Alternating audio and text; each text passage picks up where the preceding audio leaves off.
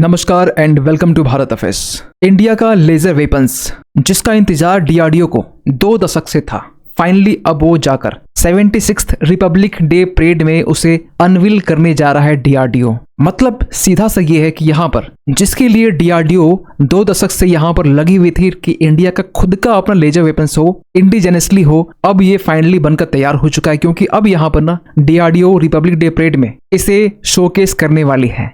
इसके अलावा यहाँ पर हाइपर सोनिक मिसाइल से लेकर जो लेजर वेपन्स है, यहाँ तक कि और भी जो बाकी जो वेपन्स है, जो मिसाइल से, इनकी यहाँ पे झांकियां निकाली जाएगी। लेकिन यहाँ पर इंपॉर्टेंट हो जाता है डीआरडीओ के लिए लेजर वेपन्स, क्योंकि defence research and development organisation ये इस लेजर वेपन्स को यहाँ पर कह रही है पाथ ब्रेकिंग इनोवेशंस, जो कल के दिन संडे के दिन यहाँ पर 76th रिपब्लिक डे परेड में की जो झांकी है, यहाँ पर इन्हें शोकेस किया जाएगा, जो हमारे नेशनल सिक्योरिटी के लिए काफी इंपॉर्टेंट माना जा रहा है। यही नहीं, यहाँ पर जो laser based directed energy weapons है, जिसके बारे में आगे हम बात करेंगे, लेकिन इसके अलावा यहाँ पर जो परलाई मिसाइल सिस्टम है, जो एक surface to surface tactical missile system है, इसे भी यहाँ पर शोकेस किया जाएगा, जो अपने आप में एक शॉर्ट रेंज बैलिस्टिक मिसाइल्स है और इंडिया का पहला फर्स्ट बैलिस्टिक मिसाइल जो कि कॉन्वेंशनल स्ट्राइक्स के लिए सूटेबल है। यानी इसके अलावा जो है ना, डीआरडीओ अपने टेबलियो में और भी मिसाइल्स को यहाँ पर शोकेस करने वाला है। लेकिन जो इसका थीम रखा गया है,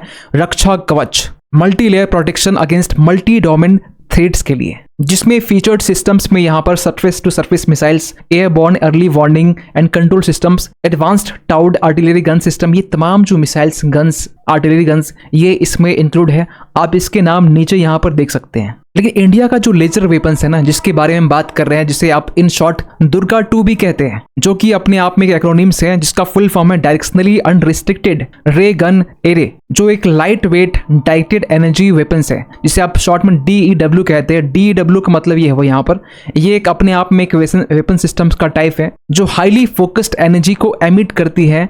और ये बेसिकली 3 फॉर्म्स में होती है, लेजर फॉर्म्स में, माइक्रोवेव्स फॉर्म में और पार्टिकल बीम्स में। क्योंकि अब तक हमारे पास जो ट्रेडिशनल फायर आर्म्स जो है, यानी एक्सप्लोजिव्स जो है, वो काइनेटिक एनर्जी के ऊपर रिलाई करती थी। लेकिन जो लेजर वेपन्स है ना, ये कॉन्सेंट्रेटेड बीम का यूज करते हुए, जो करंट लाइट होता है उसके बीम को यूज करते हुए हीट एंड डैमेज के साथ में टारगेट को हिट कर सकती है। खैर, आपको बता दें कि दुर्गा 2 के बारे में कि जो 25 किलोवाट का है, जिसके बारे में ये कहा जाता है कि ये बाय लेजर किसी भी बैलिस्टिक मिसाइल्स को 5 किलोमीटर के रेंज में डिस्ट्रॉय कर सकती है with in friction of second. मतलब ये है कि अगर लेजर लाइट यहाँ पर है और 5 किलोमीटर के डिस्टेंस में यहाँ पर कोई भी टारगेट है, तो इसे ये जो दुर्गा 2 है डिस्ट्रॉय कर सकती है एयर में ही। और ऑब्वियस सी बात है, दुर्गा 2 जो है ये आर्म्ड फोर्सेस के लिए यहाँ पर यूज में लाया जाने वाला है। जो इंडियन आर्म्ड फोर्सेस को, जो आज के टाइम में चाहे चाइना से बात करें, चाहे पाकिस्तान से बात करें, जो थ्रेट्स या फिर ये कि जो वेरियस थ्रेट्स यहाँ पर दिखाई देती है, जो सामने आगे आने वाले टाइम में इसे न्यूट्रलाइज कर सकते हैं, इंक्लूडिंग चाहे ड्रोन्स हो, मिसाइल्स हो,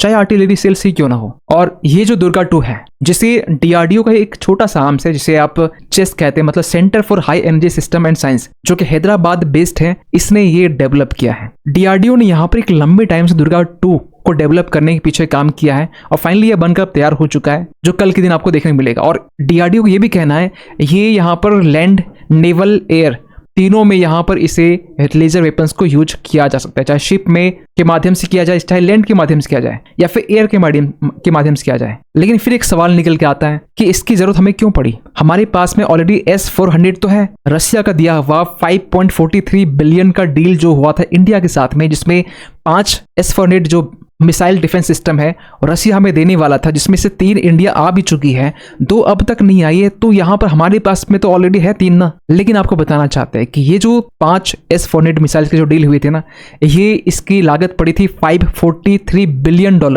अगर हम एक डिफेंस सिस्टम की बात करें S-400 की, तो वो $1 बिलियन से भी ऊपर लग गया। और हमारा जो डीआरडीओ जो रिसेंटली दुर्गा 2 जो वेपन्स, लेजर वेपन्स जो डेवलप किया है ना, इसकी लागत कुल $3.5 की है।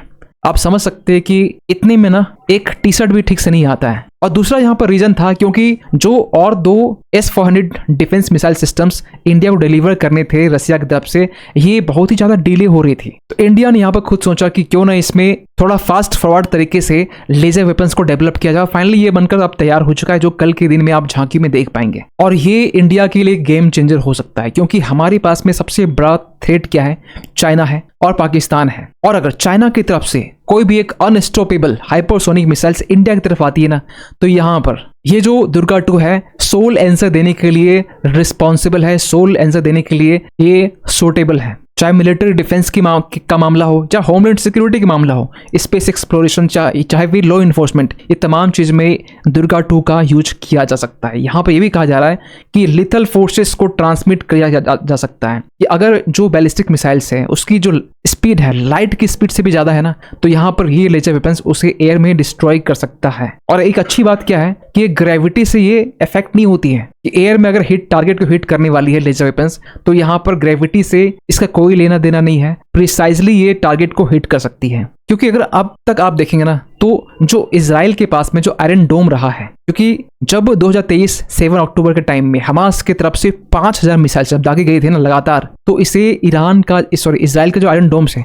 ये भी रोकने में एक टाइम के लिए जो एक्यूरेसी है हमें 100% दिखाई नहीं दी। और एक अजीब बात यहाँ पर यह है कि जिस मिसाइल्स को डिस्ट्रॉय करने में जो लागत पड़ी थी ना, उससे ज्यादा लागत यहाँ पर आयरन डोम को मिसाइल्स को न्यूट्रलाइज करने में पड़ी है। कहा यह भी जाता है कि एक्सपर्ट ही मानते हैं कि एक आयरन डोम में जो मिसाइल्स न्यूट्रलाइज करने में जो लागत लगती है ना, वो $1 लाख से लेकर $1.5 लाख की लगती है। और जो मिसाइल छोड़ी जा रही थी ये महज आप $2000 की मिसाइल छोड़ी जा रही थी, और इसको न्यूट्रलाइज करने के लिए यहाँ पर इजराइल $1 लाख यहाँ पर आयरन डोम के पीछे खर्च कर रहा था। तो इस मामले में दुर्गा 2 जो है हमारा, ये काफी ज्यादा सस्ता है, खासकर आयरन डोम के कंपैरिजन में।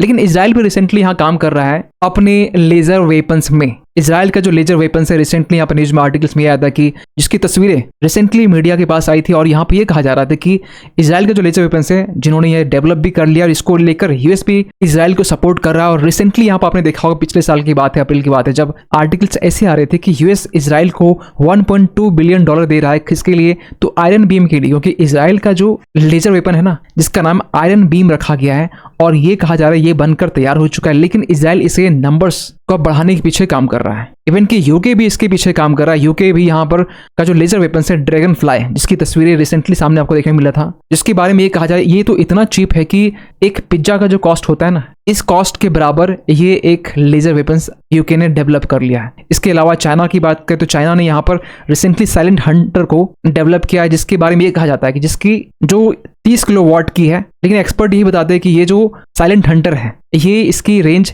30 किलोवाट से लेकर 100 किलोवाट तक बताई जा रही है। और जब इजराइल की तरफ से ये बातें निकल के आ रही थी कि इजराइल यहाँ पर जो ईरान का जो सुप्रीम लीडर है आयतुल्लाह खामेनी, इसके ऊपर अब टारगेट करने वाला, इसे अब न्यूट्रलाइज करने वाला, तो यहाँ पर चाइना ने अपनी तरफ से लेजर वेपन्स को ईरान में डिप्लॉय कर रखा था, ऐसी बातें भी निकल के आ रही थी। और वो लेजर वेपन था साइलेंट हंटर ही। इवन कि अब ये भी बातें निकल के आ रही कि चाइना जो है ना, ये इस मामले में पाकिस्तान को सपोर्ट कर रहा है लेजर वेपन्स को डेवलप करने के लिए, और टर्की भी इसमें शामिल है। और इन सबको देखते हुए दुर्गा 2 का जो रोल है ना वो बढ़ जाता है। क्योंकि अगर पूरे दुनिया में देखेंगे ना आप, तो Russia, France, Germany, UK, Israel, China, ये ऐसे देश है जो खुद से अपनी जो DEW है, जो एक लेजर डायरेक्टेड एनर्जी वेपन्स है, ये डेवलप किया है। इसके बाद में इंडिया भी है।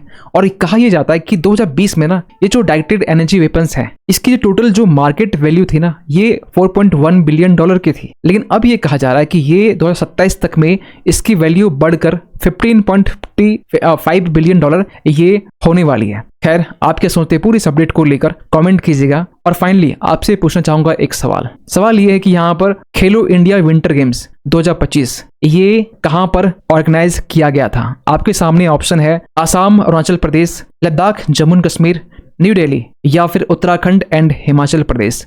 सही आंसर कीजिए कमेंट सेक्शन पे। मिलते किसी अगले वीडियो में, तब तक के लिए थैंक यू सो मच।